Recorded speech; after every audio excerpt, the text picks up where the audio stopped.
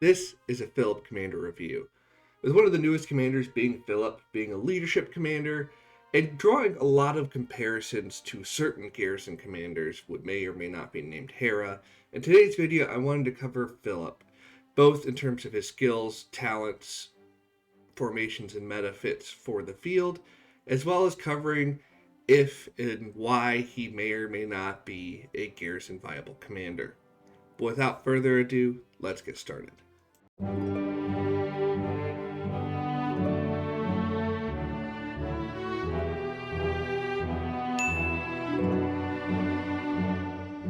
First, let's talk skills.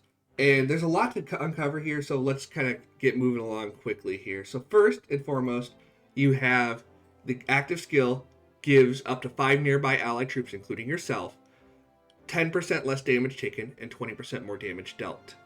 For yourself, it's doubled. So 4 allies are going to get 10% damage reduction, 20% damage dealt, and you're going to get 20% damage reduction, 40% damage dealt.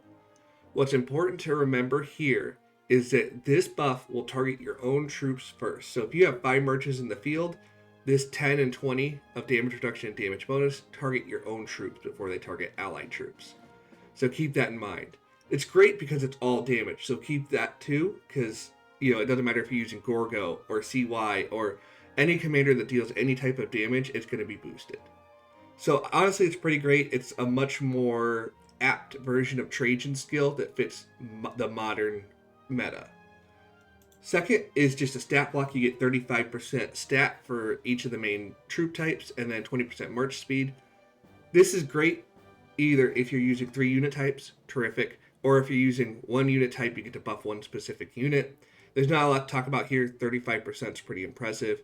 It's best for archers because health, but that's about all I can really elaborate onto here because it's a stat block. The third skill gives you, if you have 2 different unit types, you gain 5% march speed that goes up to 15, and you take 15% less damage. If you only have 1 unit type, you deal 30% more damage. So this is actually pretty impressive. 30% more damage is great for monotype defenses, but the issue here is if you're running a support with him, damage isn't your main goal, so there's a little bit of conflict there.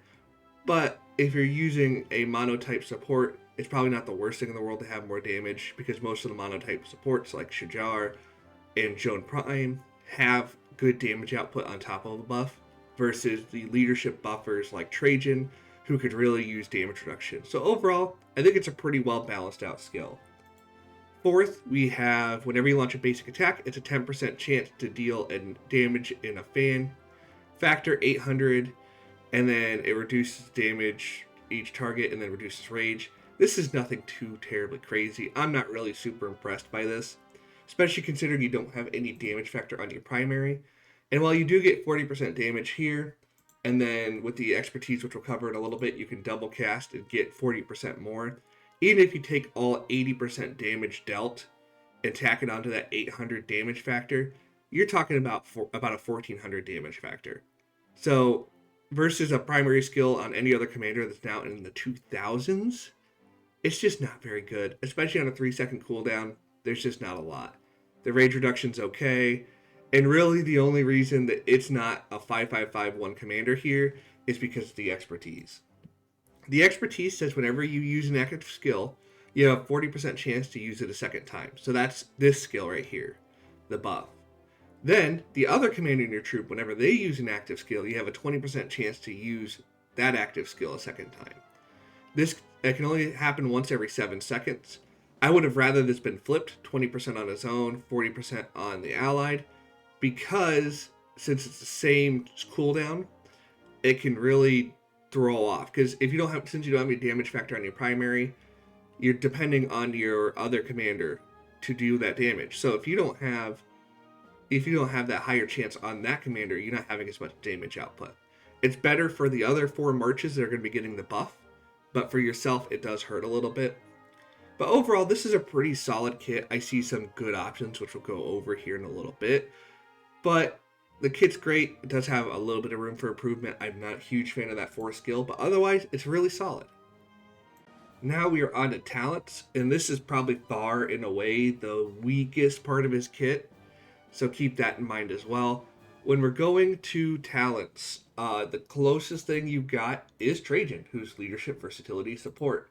And this is typically what I recommend.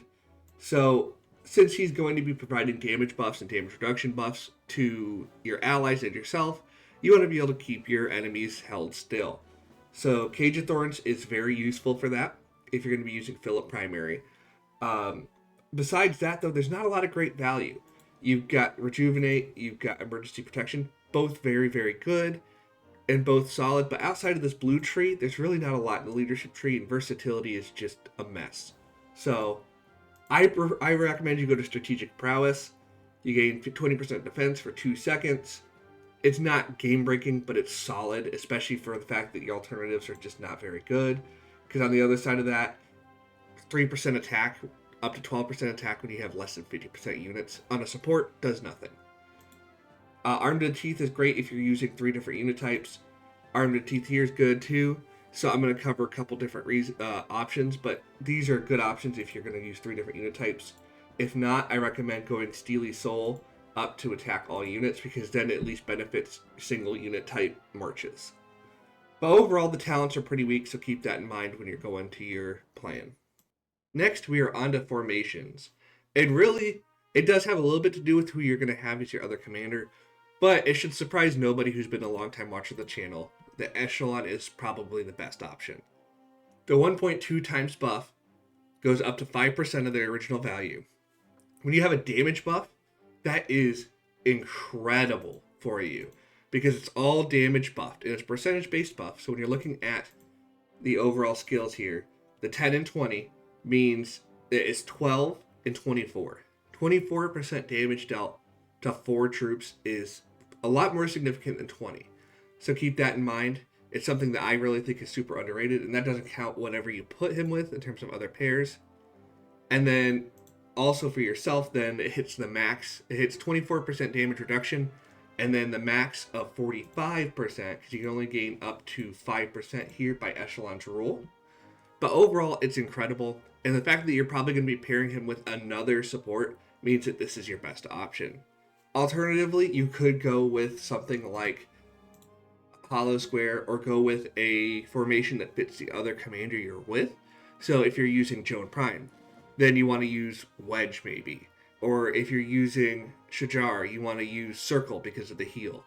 But overall, I think your best bet is to go Echelon, because the overall buff of Echelon and the overall goal of it fits what the goal of Philip is.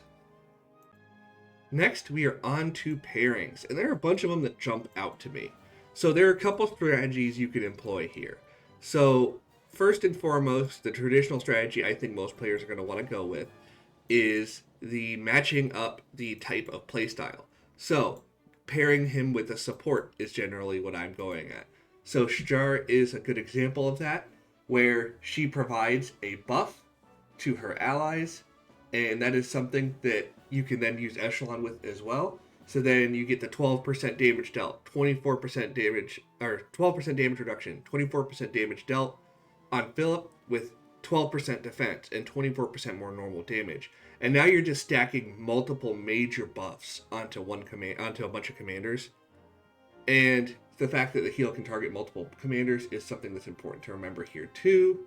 So being able to stack those buffs on multiple other commanders, keep that in mind as an option.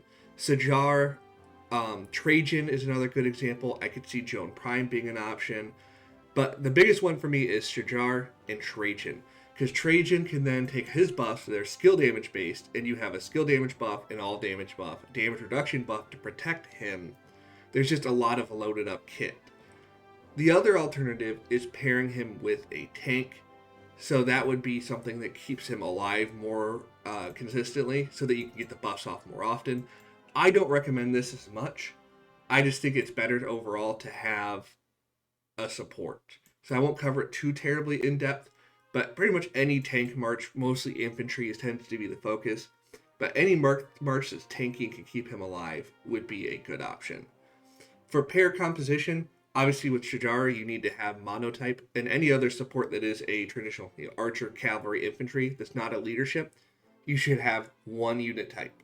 because you want to benefit that main commander troops talent tree and that main commander troops option, because you want that commander to be first and Philip to be secondary.